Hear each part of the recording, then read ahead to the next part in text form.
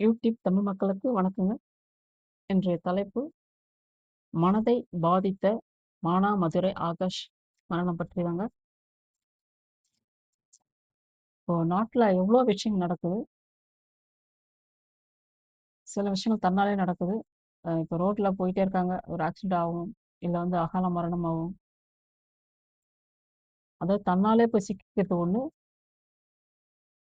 சாகடிக்கிறது ஒண்ணு. இந்த மாரி ஒரு விஷயங்கள்ல மனச ஒரு பாதிக்கிற ஒரு விஷயம் பார்த்தீங்கன்னா, இந்த அ நம் 3 விஷயங்கள். ஒண்ணு சாத்தான்குளம் ஃபினிக்ஸ் ஜெயராஜ். அடுத்தது அ இது அஜித் அஜித் மரணம், லாக்கப் மரணம். அடுத்தது இந்த இந்தான பையன், ஆகாஷ் பையன் மரணம். இந்த தலைப்ப நான் ஏன் பேசுறேன்னு வச்சுக்கன்னா, அவங்க ஆகாஷோட அவங்க அம்மா அந்த ஒரு பேட்டியில சொல்லும்போது, ஏறக்குறைய அப்படியே நடுங்குற மாரி இருக்கு. ஏன்னா, அந்த பையன அரெஸ்ட் பண்ணி அ ஹாஸ்பிட்டல்ல சேர்த்தி, அதாவது கால உடைச்சு, ஹாஸ்பிட்டல்ல சேர்த்தி வச்சு, அ அந்த டைம்ல அவங்க அம்மாவ துணி அதாவது மாற்று உடை கொண்டு வர சொல்லி, அத வந்து புள்ளைய வந்து பார்க்குறாங்க. அந்த டைம்ல அம்மாவுக்கும், புள்ளைக்கும் நடந்த அந்த உரையாடல் சொல்றாங்க பார்த்தீங்களா, அது உண்மையிலே அந்த இடத்துல பொய்யே கிடையாதுங்க. அவ்ளோ ஏன்னா நெனச்சாலே நமக்கே கண்ணு கலங்குது. நிதர்சனமான உண்ம. "உனக்கு என்ன வேணும்னு?" கேட்குறாங்க. "எனக்கு லாஸ்ட்டா ஒரு ஃப்ரைட் ரைஸ் வாங்கி குடும்மா. அ அடுத்தது என் கூடவே இருமான்னு." அவங்க சொல்லும்போதே ரொம்ப கஷ்டமா இருக்கு. ஏன்னா அந்த பையனுக்கு அந்த அளவுக்கு அவங்க எவ்ளோ துன்புறுத்தியிருக்காங்க. "அம்மா கூட இரும்மா" அப்படின்னு அந்த பையன் சொல்றதும், இவங்க கடைசியா போய் ஃப்ரைட் ரைஸ் வாங்கி வந்து குடுத்து, பிள்ளைய சாப்பிட கூட விடாம அவங்க போலீஸ்காரங்க தொரத்துனதும், இதெல்லாம் பார்த்தீங்கன்னா, எவ்ளோ ஒரு விஷயமா இருக்கு. இதெல்லாம் மனசு ரொம்ப கலங்கடிக்கிற மாரி ஒரு விஷயம். அடுத்தது ஒரு விஷயம் பார்த்தீங்கன்னா, அ அதாவது இந்த பையன் வந்து ஒரு பிரச்சனைக்கு போனது. அதாவது 2 வண்டி, அதாவது 2 வண்டிக்காரங்க வந்து மோதிக்கிற மாரி. அதாவது இன்னொரு பிள்ளைகளும், இவனும் வந்து அ மோதிக்கிற மாரி தான் அவங்களுக்குள்ள பகையாச்சு.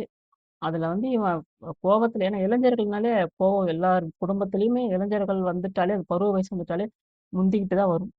100க்கு 10% தான் ஒரு இளைஞர்கள்லாம் கொஞ்சம் காமனா இருப்பாங்க. மத்த ஃபுல்லாவே வந்து அந்த இளமையோட அந்த 30 வயசுக்கு மேல 35 வயசு மேல ஒரு பக்குவம் ஓரளவுக்கு வந்துரும். அதுக்குள்ள இருக்கும் 30 வயசுக்குள்ள இருக்கவங்க இளைஞர் வயசு இல்லைங்களா? அந்த ஒரு வீராப்பு, அந்த வீம்பு எல்லாமே இருக்க தான் செய்யும். அது ஏதோ ஒண்ணு கத்தி எடுத்து கிழிச்சானோ, அது கூட நல்லா இன்னும் தெளிவா தெரியல. கிழிச்சதா கூட இருக்கட்டும். அப்படி கூட வந்து உயிருக்கு எந்த ஆபத்தும் இல்ல. அந்த எதிர் பார்ட்டி பையனுக்கு ஏதோ ஒரு தையல் மட்டும் கொஞ்சம் போட்டுருக்காங்க.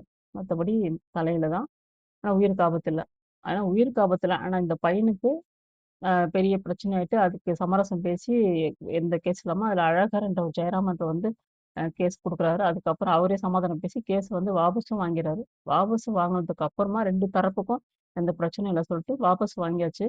திரும்பியும் மறுநாள் போலீஸ்காரங்க வந்து இந்த ஆகாஷ வந்து தேடி, அவங்க அம்மா, அப்பா முதல்ல பிடிச்சு வச்சு, அவங்க அம்மா, அப்பா வச்சு, அதுக்கப்புறம் இந்த பையன பிடிச்சுட்டு, ஆகாஷ பிடிச்சுட்டு, அதுக்கப்புறம் அவங்க அம்மா, அப்பா விடுவிக்கிறாங்க. 6ஆம் தேதி பிடிக்கிறாங்க. 7, 8ஆம் தேதி விடிகாலம் மரணிக்கிறான் அந்த பையன். இதுல என்ன சொல்றதுக்கு இருக்குன்னா, இந்த கேஸ்ல என்ன சொல்லணும்னு இருக்குன்னா, அப்படி இருக்கட்டும் பிடிக்கட்டும் பிள்ளைகள. அது சின்ன வயசு வாழ வேண்டிய வயசு பையன். ஒரு டிகிரி படிச்ச பையன். அவன் கண்டிப்பா கொலையே பண்ணிட்டு ஜெயிலுக்கு போணுன்ற எண்ணம் தோணாது. படிக்காத பிள்ளைகள் கூட ஏதோ இவன வெட்டணும், சாச்சோன்ற எண்ணம் இருக்கும். இவன் ஒரு டிகிரி படிச்ச பையன். அ ஏதோ ஒரு கோவத்துல ஏதாவது லைட்டா தான் பண்ணியிருக்கணும். அது நல்லா தெளிவா தெரியுது. அதற்காக அந்த பையன போயிட்டு அந்த கால உடைச்சு, உடம்பு ஃபுல்லா 28 காயங்கள்ன்றாங்க. அவ்ளோ காயம் ஏற்படுத்தி, அது ஜட்ஜு கிட்ட வந்து நீ சொல்லக்கூடாதுன்னு சொல்றாங்க. அந்த பையன் வந்து ஃபர்ஸ்ட் சந்திக்கிறாங்கல்ல, ஹாஸ்பிட்டல்ல அம்மாவும் புள்ளையும் சந்திக்கும்போதே அந்த பையன் வந்து கரெக்ட்டா சொல்லிர்றான். என்ன கண்ண கட்டிட்டு காலுக்கே ஒரு கல்லு, மேல ஒரு கல்லு வச்சு என்ன அடிச்சு, இரும்புல அடிச்சு உடைச்சாங்கம்மான்னு சொல்லிட்டு அழுதானாம். அவ்ளோ அழுதானாம் அந்த பையன். அந்த டைம்ல சொல்லும்போது இன்னும் ரொம்ப கஷ்டமா இருக்கு. அதனால அந்த 2 பேரும் அம்மாவும் புள்ளையும் ரொம்ப நேரம் பேசக்கூடாதுன்னா, போலீஸ்காரங்க வந்து இந்த ஃப்ரைட் ரைஸ் வாங்கி வந்து குடுத்தப்ப கூட சீக்கிரம் கிளம்பு, கிளம்பு, கிளம்புன்னு அம்மா அம்மா கூட இல்லாத அளவுக்கு ஹாஸ்பிட்டல்ல அங்க இருக்கிறேன்ட்டாங்க அவங்க அம்மா. அப்பயும் வந்து அதெல்லாம் முடியாது, முடியாதுன்னு சொல்லிட்டு தொரத்தி அனுப்பிச்சுடுறாங்க. சரி, ஓகே. இது வந்து இந்த பிள்ளை வந்து அவன் என்ன பாவம் பண்ணான் பாருங்க. அதாவது அந்த மாரி துன்புறுத்தி ஜட்ஜு கிட்ட நீங்க போகும்போது, பாலத்திலிருந்து நீ விழுந்தா மாரி நீ சொல்லணும். அப்படின்னு சொல்லிட்டு சொல்லியிருக்காங்க. பாலத்திலருந்து விழுந்தா மாதிரி அப்படின்னு சொன்னா, இவன் வந்து இந்த பையன் அப்படி சொல்லல. ஏன்னா இளைஞர்களாச்சே கொஞ்சம் பயம் மரியாதை கண்டு குடுத்தோம். அவங்க ஜட்ஜு கிட்ட உண்மைய சொல்லிட்டான். என்ன இவ்வளோ துன்பப்படுத்தி என் கால உடைச்சுட்டாங்க அப்படின்னு சொல்லிட்டு. இதுல என்னன்னா, அந்த ஜட்ஜ் கிட்ட சொன்னதால தான் இந்த பையனோட உயிர வந்து திரும்பியும் அடிச்சு துன்புறுத்தி அந்த அதாவது ஒரு கால உடைச்ச இடத்துல வந்து செப்டிக் ஆகும். அது இல்லாம ரத்தம் வந்து முடக்கமாவும், ஸ்ட்ரக் ஆகும். ரத்தம் வந்து அதிகமா வெளியில போகும். மயக்கம் வரும், மூச்சு வாங்கல் வரும், எல்லாமே இருக்கும் இல்லையா? அது வந்து அவங்க நல்ல ட்ரீட்மெண்ட் எடுக்கவே இல்ல. அப்படியே விட்டுருதான் ரத்தம் எல்லாம் வெளியில போயிட்டு மூச்சு ப்ராப்ளம். ஏன்னா ரத்தம் அதிகமா வெளியில போனாலே வந்து மூச்சு ப்ராப்ளம் வருங்க. அது மாரி தான் அந்த பையனுக்கு சரியா வந்து சரியா ட்ரீட்மெண்ட் குடுக்காததால, இவன் ஜட்ஜு கிட்ட உண்மைய சொன்னதால, அவன வந்து அ அப்படியே சாகட்டும்னு விட்டதுதாங்க மெயினு. இதுல இன்னொரு என்ன விஷயம்னா, அதுல கம்ப்ளைண்ட் குடுத்த ஒரு அழகர் வம்சத்த சேர்ந்தவங்க, அந்த ஜெயராம் சொல்லிட்டு அவரே வாபஸ் வாங்கிட்டாரு. அப்ப யார் திரும்ப கேஸ் குடுத்தா? எதுக்காக இந்த பையன வந்து அரெஸ்ட் பண்ணணும்? பண்ணிட்டு, அந்த பையன எதுக்கு அவன் சாகுற அளவுக்கு அவன அடிச்சு துன்புறுத்தணும்? கூட இருந்த ஃப்ரெண்ட்ஸுங்கள கூட அவங்க வெளிய விட்டுருக்காங்க. இந்த பையன் மட்டும் ஒரு குறிக்கோள். இவன் தனிப்பட்ட ஒரு பட்டியலினத்த சமுதாயத்த சொல்றாங்க. சரி எந்த சமுதாயமோ, அதே போலீஸ்காரங்க கூட அவங்கவங்களுக்கு பிள்ளைகள் இருக்கு. அவங்களுக்கு மனசாட்சி இருக்கு. ஏன்னா இப்படி ஒரு வாழ வேண்டிய ஒரு இளைஞர வந்து இது பாருங்க எல்லாமே கல்யாணம் ஆகாத பிள்ளைக தான். இந்த ஆகாஷும் சரி, இந்த மடப்புறம் அஜித்தும் சரி, இல்ல சாத்தான்குளம் ஃபினிக்ஸ் ஜெயராஜ் அவங்க அப்பா பிள்ளைல. கல்யாணம் ஆகாத பையன் தான். எவ்வளோ ஒரு அட்டகாசமா பண்றாங்க பாருங்க. இந்த போலீஸ்காரங்களுக்கு கர்மான்ற ஒரு தேரி மட்டும் தெரிஞ்சுச்சுன்னு வச்சுக்கங்க. அதனால தான் போலீஸ்கார குடும்பம் ஃபுல்லாவே அழியறதுக்கு காரணமே அதாங்க. நீதி, நேர்மை என்னைக்கு இந்த போலீஸ்காரங்க விட்டாங்களோ, அன்னைக்கே வந்து அவங்களோட குடும்பத்தில எதனா ஒரு பிரச்சனை. அதாவது இவங்க நம்ம பிள்ளைங்களுக்கு நமக்கு பணம் இருக்கு, காசு இருக்கு, நம்மகிட்ட வசதி இருக்கு, நம்ம பிள்ளைங்களுக்கு எதுவும் வராதுன்னு இவங்க நெனச்சிருப்பாங்க. ரோட்ல போயிட்டு இப்ப கூட ஏதோ ஒரு 1 வருஷம், 2 வருஷம் ஆச்சுன்னு நெனைக்கிறேன். கர்நாடகாவா, தெலுங்கானா தெரியல. அவங்க ஒரு ஒரு மினிஸ்டரோட பையன் தான். அது என்னமோ ஒரு ஊர்ல போகும்போது கார் ஆக்சிடென்ட் ஆயிட்டு, ஆத்துல வந்து அந்த ஆத்துல விழுந்த அந்த பையனோட பாடி தேடுறதுக்கு 1,00,00,000 குடுத்தாங்களாம். அந்த மாரி பணம் காசு எதுவும் முக்கியம் இல்லங்க. கர்மாவ சேர்த்து வைக்கிறது தான் முக்கியம். அதே ஈவு இரக்கம் இல்லாம ஒரு உயிர வந்து கொல்றது சாதாரண விஷயமா? அந்த மாரி சித்திரவதை பண்ணி அந்த பையன இறக்குறதுக்கு எவ்வளோ அது யாராலும் தாங்கிக்க முடியாது. அவங்க போராட்டம் பண்றாங்கன்னா, உரிய நியதி வேணுன்றது தானே அம்மா, அப்பா போராடுறாங்க. அது எந்த கம்யூனிட்டா கூட இருக்கட்டும். இதே வந்து அந்த கம்யூனிட்டி வந்து வலுவா அதாவது ஒரு உறவுகள் அவங்களுக்கு வந்து வலுவா இருக்கிறதால அவங்க இன்னைய வரை 100 நாள் வரல இன்னைக்கு இன்னைக்கு வந்து நான் பேசுறேன் அன்னைக்கு வந்து அடக்கம் பண்ணியிருக்காங்க. அரசே வந்து அடக்கம் பண்றாங்க. அதாவது அவங்க 100 நாளா அவங்க பேக்ரவுண்டு அந்த கம்யூனிட்டி கொஞ்சம் ஒற்றுமையா இருக்கிறதால தான் இவ்வளோ நாள் போராட்டம் அவங்க பண்ணியிருக்காங்க. உடல வாங்காம நியதி வேணும்னு சொல்லிட்டு. இதே வேற கம்யூனிட்டியா இருந்தா கண்டிப்பா வந்து புரிஞ்சு போயிடுவாங்க. அதாவது நம்ம வேலை உண்டு, நம்ம வேலை உண்டு போயிடுவாங்க. அது ஈஸியா வந்து ஏமாத்தலாம். இந்த கம்யூனிட்டில ஒரு சமுதாய ஒற்றுமை இருக்கிறதால, இவங்க இவ்வளோ நாள் போராட்டம் பண்ணியும் இன்னும் வந்து தீர்ப்பு ஆகல. அந்த பிள்ளைய வந்து அரசே வந்து இப்போ தகனம் பண்ற நிலைமையில ஆயிடுச்சு. அது உறவினர்கள அதாவது கைது பண்ற நிலைமையில வந்துருச்சு. இதெல்லாம் பார்க்கும்போது, நாடு அதாவது நீதி, நேர்மை எல்லாமே செத்து போச்சுன்னு தான் சொல்லலாம். இந்த மாரி இந்த போலீஸ்காரங்களுக்கு எல்லாமே யார் அவங்களுக்கு அதிகாரம் குடுக்குறது? எனக்கு தெரிஞ்சவரையும் போலீஸ்காரங்களும் ஒவ்வொருத்தர் திமிரு புடிச்சவங்க செய்யலாம். ஆனா, அதுக்கு முன்னாடி அரசியல்வாதி அ உந்துதல் இருந்தா மட்டும் தான் இவங்க வந்து துணிஞ்சு முழுமையா இவங்க வந்து ஒரு காரியத்த வந்து செய்யறது மெயினா. அப்போ இந்த அரசியல்வாதி யாரோ ஒருத்தன் இதுல வந்து சம்மந்தப்பட்டுருக்கானுங்க. அந்த போலீஸ்காரனுங்க அந்த துணிச்சல் அதாவது ஒரு கொலை ஒரு லாக்கப்ல நடக்குதுன்னா, அதுவும் மதுரைன்னா எங்க மதுரை மானாமதுரைன்னா ஃபுல்லா வந்து எல்லா டிஸ்ட்ரிக்டும் தெரியும். ஒரு ஃபேமஸான ஊரு. அப்படிப்பட்ட ஊர்ல இவங்க துணிஞ்சு ஒரு பையன வந்து கொலை பண்றாங்கன்னா, அப்ப எவ்ளோ ஸ்ட்ராங்கான அவங்களுக்கு வந்து இந்த இந்த பட்டியலினத்தில இவன் இந்த மாரி சொல்லக்கூடாது. இவன் எதிர்த்து பேசக்கூடாது. ஆனா இன்னொன்னு சொல்றாங்க, அங்க இரவும் பகலும் அங்க வந்து ஒரு மதுபான கடை இயங்குறதால அந்த பையன் வந்து அது பற்றின ஒரு அ அது அதாவது எழுதி போட்டுட்டே இருந்தா மாரி, அப்ளிகேஷன் எழுதி போட்டிருந்த மாரி தான் அது ஒரு வருது. அது என்ன பண்ணாலும் 1000 நடக்கட்டுங்க. இந்த பொள்ளாச்சி சம்பவத்துல பண்ணானுங்களே கொலை இல்ல. அதாவது கொலையும் பண்ணியிருக்கானுங்க. சின்ன சின்ன குழந்தைங்கலாம் வந்து அது பாலியல் வன்கொடுமை செஞ்சு அந்த கட்டடத்துக்கு பின்னாடியே புதைச்சதா வந்து அங்க இருக்கிற பெண்கள்லாம் சொல்லியிருக்காங்க. அதாவது பாதிக்கப்பட்ட பெண்கள்லாம் சொல்லியிருக்காங்க. இது மாரி வந்து அந்த இருக்கிற அந்த 4 பொறுக்கிங்களா, 5 பொறுக்கிங்களா? ஞாபகம் இல்ல கொஞ்சம். அந்த பொறுக்கிங்கள இன்னை வரை நல்லா கிழங்கு மாரி இருக்கானுங்க. அவனுங்க ஏன்னா போலீஸ்காரனுங்களுக்கும், அரசியல்வாதிக்கும் அவனுங்க வந்து மாமா வேல பார்த்ததால அவனுங்க அந்த பொண்ணுங்கள பாதிக்க வச்சு, இந்த அரசியல்வாதிகளுக்கும், போலீஸ்காரங்களுக்கும் மாமா வேல பண்ணதால, அவங்க எல்லாமே இன்னைய வரையிலும் தப்பிச்சுட்டு இருக்கானுங்க. அவனுங்க சொகுசா ஜெயில்ல இருக்கானுங்க. ஏன் அவனுங்க கைய கால உடைக்க வேண்டியது தானே! இவ்ளோ பொண்ணு ஒரு கணக்கு தெரிஞ்சு 1000 பெண்கள் சொல்றாங்க. அந்த 1000 பெண்கள்ல வந்து இவனுங்க கைய கால உடைக்க வேண்டியது தானே! அன்னைக்கே மாவு கட்டு அவங்களுக்கு யாருக்குமே போட்டாங்களா? ஒரு போலீஸ்காரனாச்சும் போட்டானா சொல்லு பாப்போம். அப்படியே அவங்கள முழுசா உயிரோட அவங்க நல்லபடியா வச்சுட்டு நல்லா ஸ்ட்ராங்கா தான் அவங்க தின்னுட்டு இருக்கானுங்க. இப்போதைக்கு நமக்கு ஜாமீன்ல இருக்கானுங்களா? இல்ல ஜெயில்ல இருக்காங்களா? நமக்கு தெரியாது. ஏன் சொல்றேன்னா, அந்த மாரி ஒரு பெண்களோட வாழ்க்கையில காலம் அதாவது இதெல்லாம் கூட அடிச்சுக்கலாம், புடிச்சு வெட்டிக்கிட்டா, குத்துனா கூட அது வந்து அவ்வளவா வந்து அந்த காயங்கள் ஆறிடும். இல்ல வந்து கேஸ போயிட்டு அப்புறமா தீர்ப்பு வந்துரும். ஒரு பெண்ணாக்கப்பட்ட, பாதிக்கப்பட்ட அவ வாழ்நாள் முழுவதும் கஷ்டத்த படணுமா? இல்லையா? ஒரு பெண் என்பதுதான் அந்த நாட்டின் கண்கள். அவ வந்து மிஸ்யூஸ் பண்ணி அந்த பெண்களோட லைஃப் சரி இன்னைக்கு எனக்கு ஒரு பிரச்சனை நடந்துச்சு. அப்படியே மறக்க முடியுமா? காலம் ஃபுல்லா அந்த நினைவுகளோட வாழும்போது, அவளுக்கு பிறக்கிற பிள்ளைகளும் சரி, அவள சுத்தி இருக்கிறவங்களும் சரி, அ அதாவது அந்த அந்த கஷ்டங்கள வந்து பார்க்கும்போது, அந்த கர்மா வந்து இன்னும் வேலை செஞ்சுட்டு தான் இருக்கும். இன்னும் பழிவாங்குற உணர்வோட தான் அந்த பிள்ளைகள் அந்த பெண்கள எதிர்த்து பழிவாங்க முடியாட்டாலும், அவங்களுக்கு வேற எப்போ திருமணம் பண்ணியோ, அந்த குழந்தை பொறக்கும்போது பழிவாங்குற உணர்வோட தான் பிறக்கும். இந்த மாரி பெண்கள வந்து எவன் வன்புணர்வு செஞ்சு கொடுமை பண்றானோ, அவங்க கை கால உடைச்சானா, அது வந்து மனசாரும் வந்து இப்ப நடக்கிறது பூரா அப்படிதான் நடக்குது. அந்த மாரி அவனுங்க உடனே கை, காலு ஏதோ வெட்டி எடுத்தா கூட பிரச்சனை இல்ல. ஆனா இந்த மாரி ஒரு வாழ வேண்டிய வயசு பையன, சின்ன பையன், அப்படி கூட கொஞ்ச நாள் ஜெயில்ல போட்டீங்கன்னா, ஓரளவுக்கு அவன் திருந்திட போறான். ஏன்னா அந்த கம்யூனிட்டி பொறுத்தவரையிலும் அதிகமா வெளியில வந்து ரொம்ப வந்து விடமாட்டாங்க. ஏன்னா அவங்களுக்குள்ள ஒரு கட்டுக்கோப்பு இருக்கும். வாழ வேண்டிய பையன வந்து அநியாயமா வந்து இவங்கலாம் யாரு குடுத்தது? அதனால தான் வந்து இந்த சென்ற ஆட்சிய வந்து பார்த்தீங்கன்னா, இந்த ரவுடி ஆட்சி, அராஜக ஆட்சி இந்த ஒழிக்கணும் தான் மக்கள் ஒழிச்சாங்க. அதுலயும் கள்ளத்தனமா ஏழை மக்கள்கிட்ட பணத்த குடுத்து, கள்ள ஓட்டு போட்டு மக்கள வந்து ஓட்டு போடாம தடுத்து, இவ்ளோ விஷயங்கள பண்ணி ஏதோ கொஞ்சம் பாதி இடம் பிடிச்சாங்க. இந்த மாரி நீதி நேர்மை இல்லாம இந்த ஆகாஷ் மரணம்ன்றது மனச வந்து ரொம்ப தொடுகிற ஒரு விஷயமா இருக்கு. இன்னைக்கு 100 நாளா ஏன்னா அந்த ஆகாஷ் மரணம் அப்பலாம் நான் நியூஸ் பார்க்கல. எனக்கு அந்த அளவுக்கு ஏன்னா நம்ம வந்து தெரியாது. ஏன்னா நான் நியூஸ வந்து இப்ப YouTubeக்குள்ள வந்ததுக்கு அப்புறம் தான் நம்ம வந்து பார்க்க தெரிஞ்சுது. பார்க்குறேன்.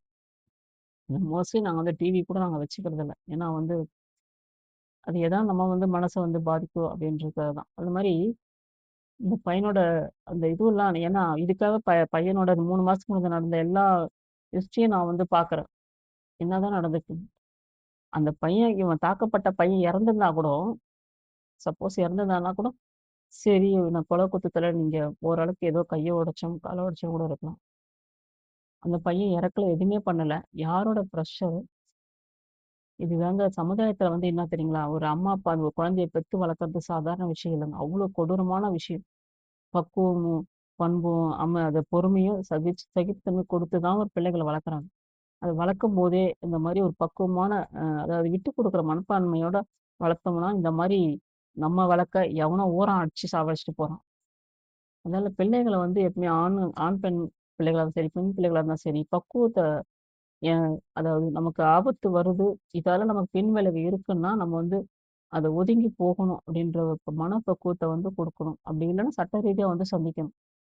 எதுவுமே இல்லாம இந்த மாரி நம்ம பிள்ளைகள பெத்து ரோட்ல விட்டா மாரி இருக்கு. நம்ம காட்டாற்று வெள்ளத்துல போற மாரி நம்ம பிள்ளைகள வந்து யாரோ யாரோ கொன்று குவிக்கிற மாரி இருக்கு. இதே மாரி நெறைய பிள்ளைகளும் சரி, பெண்களும் சரி, வளர்க்கும்போதே வந்து பெண்களா இருந்தாலும் மத்தவங்கள நம்பக்கூடாது. வேற ஆடவர்கள் நம்பக்கூடாதுன்னு சொல்லி வளர்க்கணும். ஆண்களா இருந்தாலும் சரி, உங்க ஃப்ரெண்ட்ஸ் சர்க்கிள்லயே கூட இந்த பையன் கொண்டு போனா கூட, கூட இருக்கிற பசங்க மறிச்சு கொண்டு வந்திருக்கலாம்.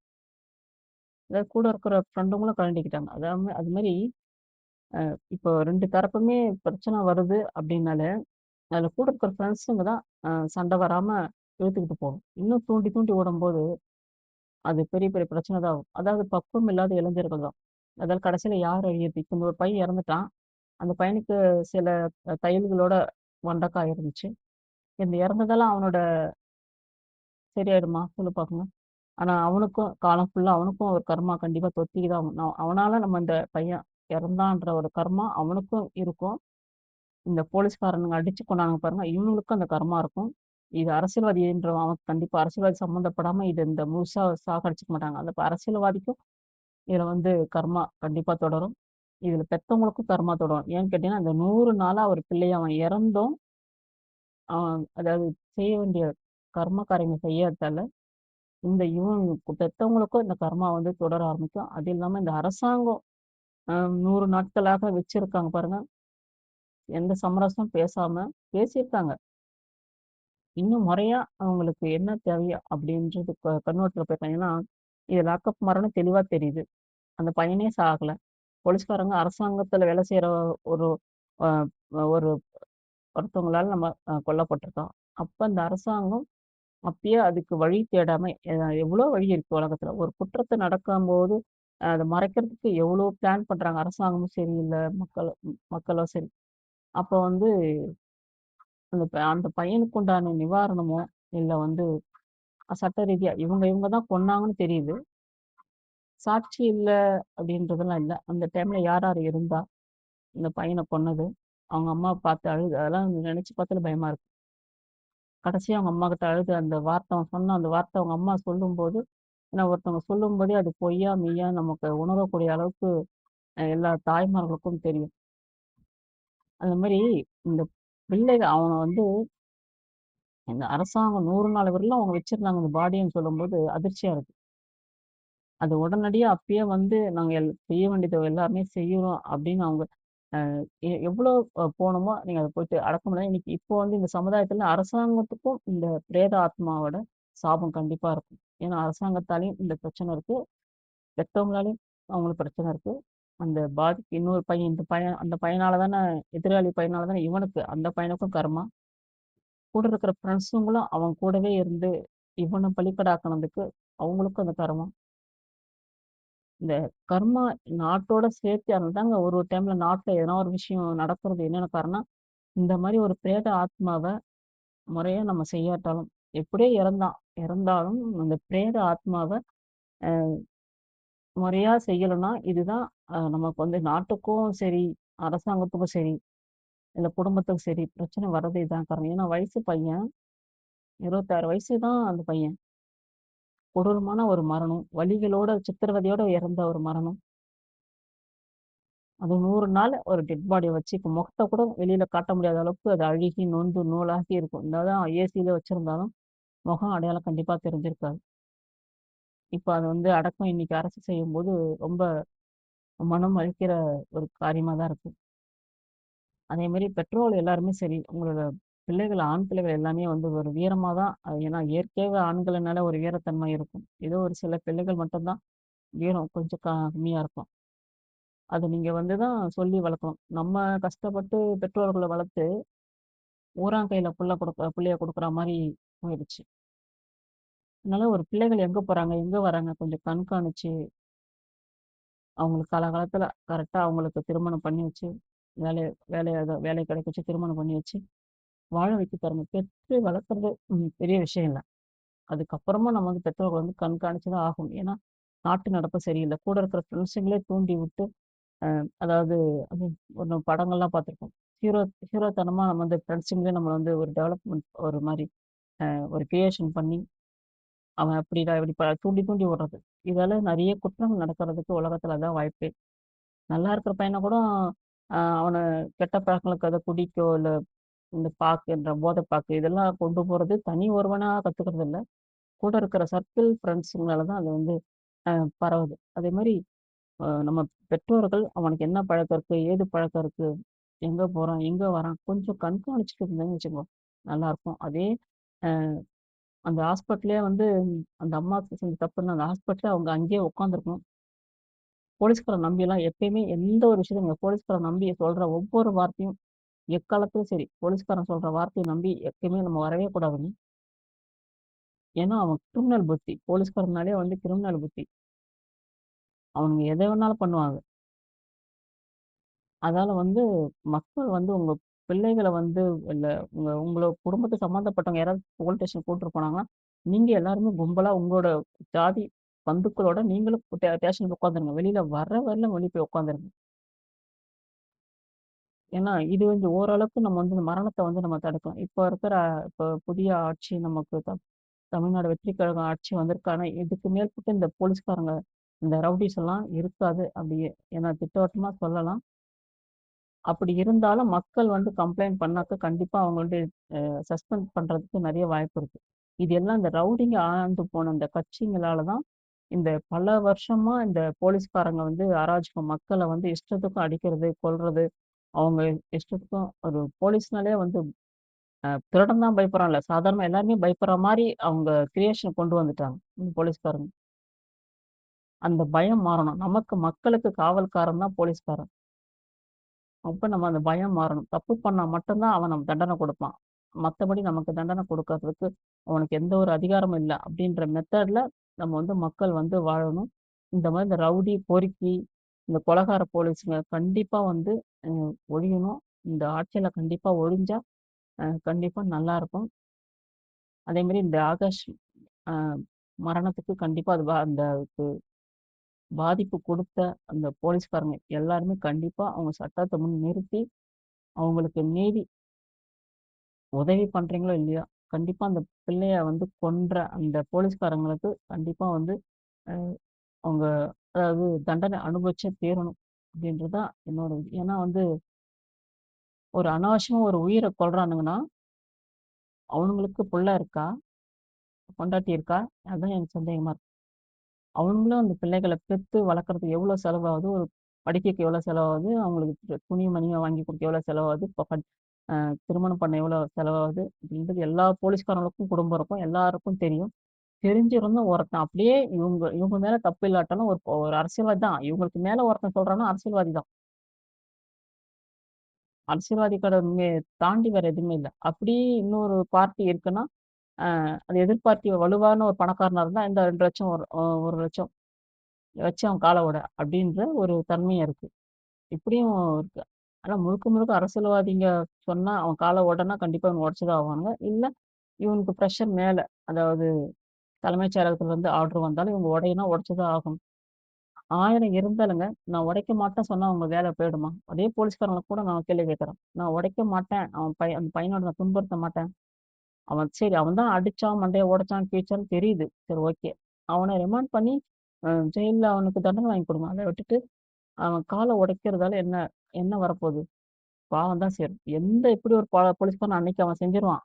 ஆனா பல தலைமுறைக்கு அவன் வந்து அவனோட குடும்பமே வந்து கர்மா. அதனால தான் வந்து கர்மான்றது எங்கேயுமே போகவே போகாது.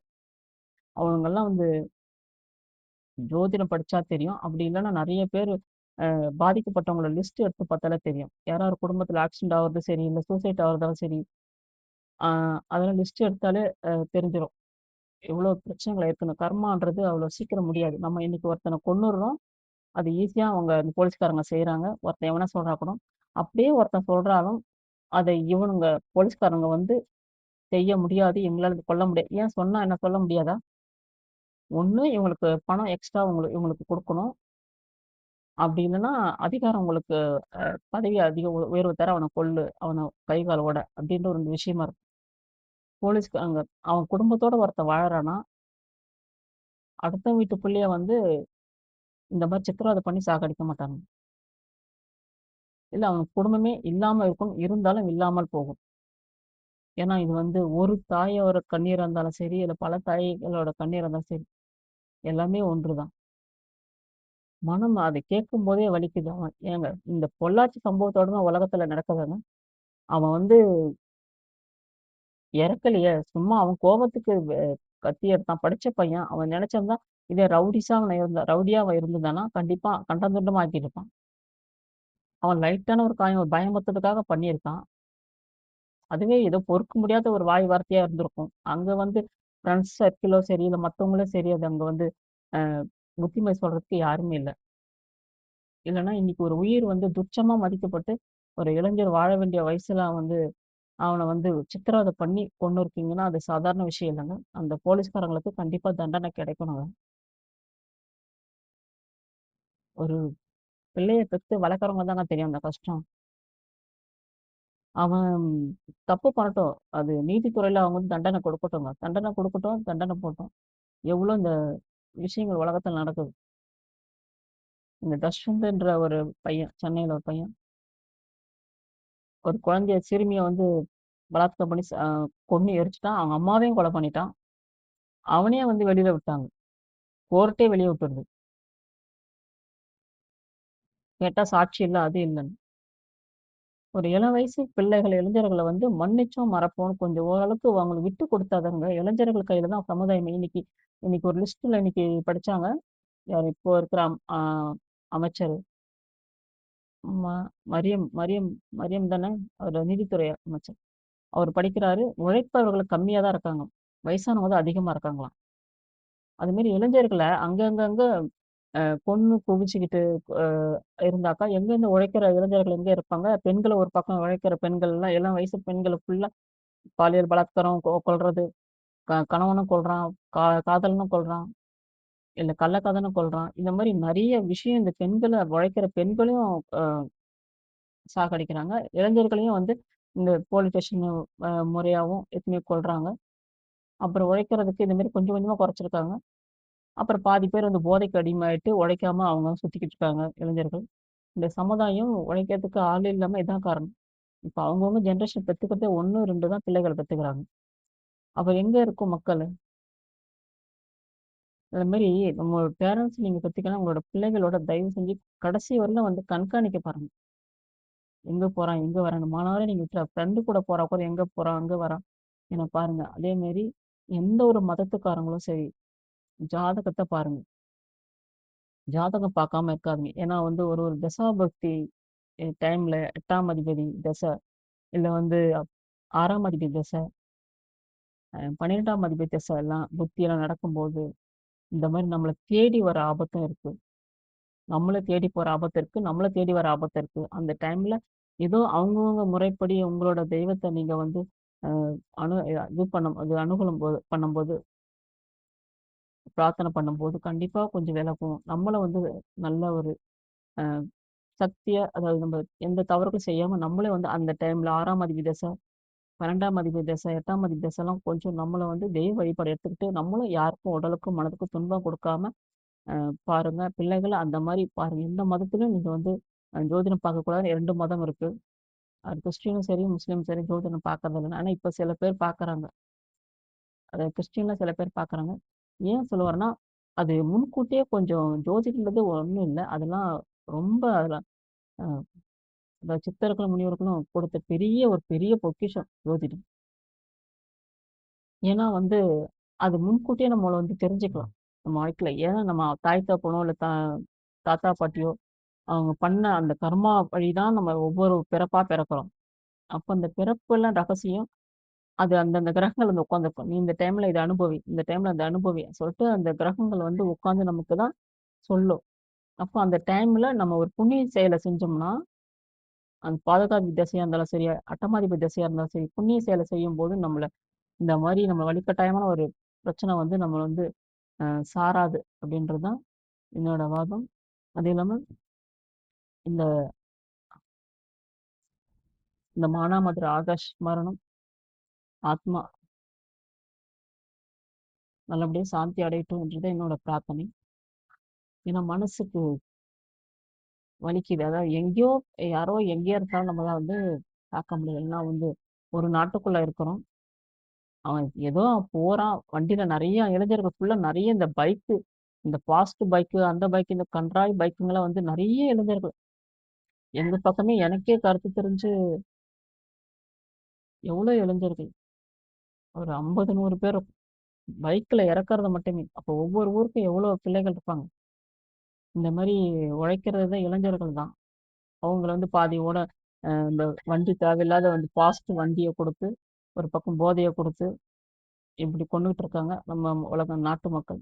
இப்ப இருக்கிற புதிய அரசு இதெல்லாம் வந்து பார்க்கணும். இளைஞர்கள எப்படி அவங்களுக்கு நல்ல உந்துதல் பண்ணி, இந்த போதைகள சுத்தமா ஒழிச்சு, இந்த பிள்ளைகள வந்து நம்ம காப்பாத்துனா தான் எதிர்காலம் தமிழ்நாடு நல்ல ஒரு நாடா நமக்கு இருக்கும். இல்லன்னா ரவுடி கட்சிக்காரங்கிட்டயும், பொறுக்கி கட்சிக்காரங்கிட்டயும் நம்ம தமிழ்நாடு மாட்டிக்கிச்சுன்னா, ரொம்ப கந்தல் தான். அதே மாரி மக்கள் இந்த ஓட்டு போடும்போது பார்த்து போடுங்க. இந்த இந்த மாரி ரவுடி கட்சிகளும், இந்த பொறுக்கி கட்சிகளும் திரும்ப வரவே கூடாது. பொள்ளாச்சி சம்பவம் இன்னை வரலும் பொள்ளாச்சி சம்பவம் அது எத்தனை பெண்கள் பாதிக்கப்பட்ட பெண்கள் இன்னைக்கும் மனசளவுல அவங்கலாம் கலங்கிட்டு தான் இருப்பாங்க. அது தீர்வு எப்போ வரும்னு தெரியல. பார்ப்போம் இந்த தாவக ஆட்சியில வந்து வருதா என்னன்னு பார்ப்போம். அதே மக்களே உங்களோட பிள்ளைகள கண்காணிங்க. இந்த எல்லாருமே அவங்க பிறந்த அந்த குழந்தையோட டைமிங் இங்க வந்து எடுத்து வச்சு, தசாபுத்திய மட்டும் நீங்க புரிஞ்சு வச்சுக்கங்க. ஏன்னா ஏனோ தானோன்னு இருக்காதீங்க. ஏன்னா ஒரு விஷயத்த நீ வந்து விதிய வந்து மதியால வெல்லலாம்னு ஒரு விஷயம் இருக்கு. அப்படியே விட்டுறாதீங்க. அதான் என்னோட அ ஒரு பேச்சா இருக்கும். சரி நன்றி மக்களே. இந்த ஆகஸ்ட் மரணம். இன்னைக்கு தான் அடக்கம் பண்ணியிருக்காங்க. அரசே அடக்கம் பண்ணிருக்கு. இது ஒரு பெரிய கொடுமை. இந்த பிள்ளை பிறந்த நேரத்துக்கு தாய் தகப்பன் கூட அடக்கம் பண்ண முடியாத ஒரு கர்மா அவங்களுக்கு. கடைசியில வந்து அரசாங்கமா எடுத்து எந்த போலீஸ்காரன் அடிச்சு கொன்னானோ அந்த போலீஸ்காரன் கையால அடக்கம் பண்ற மாதிரி இருக்கு. இதுதான் ஒரு பெரிய பெரிய கர்மம். அந்த ராகேஷ் பிள்ளையோட ஆத்மா சாந்தி அடைய மனதார பிரார்த்தித்துக் கொள்கிறேன். நன்றி. வணக்கம்.